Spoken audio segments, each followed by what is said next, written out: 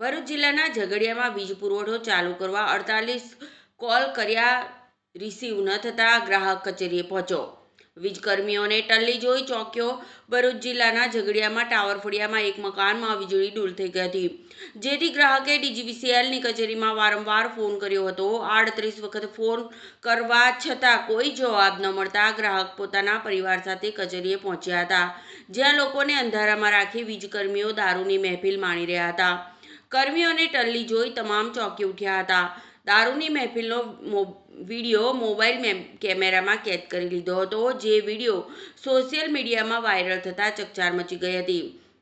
ઝઘડિયા નગરમાં આવેલા ટાવર ફળિયામાં ધવલ રાજેન્દ્ર શાહ રહે છે. રવિવારના રોજ તેના ફળિયામાં વીજળી ડૂલ થઈ ગઈ હતી, જેથી વીજકર્મીઓએ આવી વીજલાઇનની મરામત કરી લાઇટ ચાલુ કરી દીધી હતી.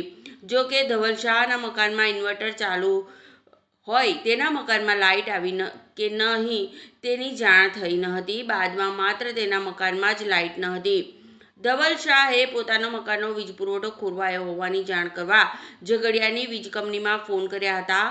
1 કે 2 વખત નહીં, પરંતુ 38 વખત ફોન કર્યા છતાં ત્યાંથી કોઈ પણ જવાબ મળ્યો ન હતો. રાત્રિનો સમય થવા આવ્યો હોય તેવું પોતાની પત્ની અને માતા સાથે ઝઘડિયાની ડીજીવીસીએલની વીજ કચેરી ખાતે ફરિયાદ લખાવવા માટે પહોંચ્યા હતા. વીજ કચેરીએ જઈને જોતા તેમના હોશ ઉડી ગયા હતા. 38 જેટલા કોલ કર્યા હોવા છતાંય ફોન નહીં ઉઠાવનારા વીજકર્મીઓ વરસાદી માહોલમાં કચેરીમાં જ જાહેરમાં દારૂની મહેફિલ માણી રહ્યા હતા. આ કર્મીઓ ફરિયાદી ધવલ શાહના મોબાઈલના કેમેરામાં કેદ થઈ ગયા હતા. વીજકર્મીઓએ કચેરીના ટેબલ પર દારૂના પેક બનાવી પી રહ્યા હતા. એક કર્મી તો હાથમાં રહેલી દારૂની બોટલ સંતાડી રહ્યો હોય તેમ નજરે પડ્યો હતો. ત્યાં હાજર બંને કર્મીને કોઈ પણ પ્રકારનું કંઈ જ ભાન ન હતું. તેઓ સરખી રીતે જવાબ પણ આપતા ન હતા. આ અંગે ધવલ શાહે જણાવ્યું હતું કે અમારા મકાનમાં લાઇટ ન હોવાથી મેં અનેક વખત ફોન કર્યા છે, પણ કોઈએ ફોન નહીં ઉઠાવતા.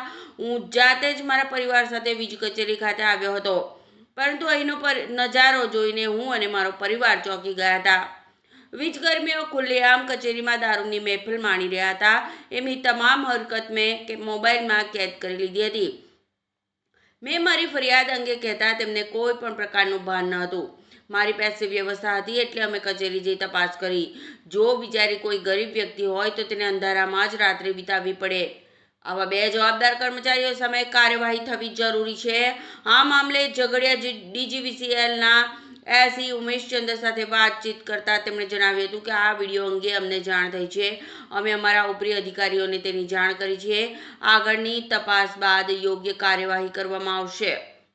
આજે જે સોશિયલ મીડિયામાં જે વિડીયો સર્ક્યુલેટ થયું છે ઝઘડિયા પેટા વિભાગી કચેરીનું, ડીજીવીસીએલની કચેરીનું, એમાં કચેરીની અંદર જે કંઈક રીતે જોવા મળેલા છે એ નિંદનીય છે ને આપણે અત્યારે કચેરીથી જે તે સ્ટાફ એમાં ઇન્વોલ્વ હોય એવું એ લોકો ઉપર આપણા જે ઉપરી કચેરી મુજબ ને અહીંયાથી જે કંઈ શિસ્તના પગલાં લેવામાં આવશે ને એ કાર્યવાહી કાલથી જ ચાલુ થઈ ગયેલી છે ને ઉપરી કચેરીને એ બાબતની જાણ કરી લીધી છે ને એ લોકો ઉપર જે કંઈ ડિસિપ્લિનરી એક્શન કે જે કંઈ આપણી કંપની નિયમ મુજબ કરવાનું કાર્યવાહીની રહેશે એ આગળ આપણે કરીશું એમ.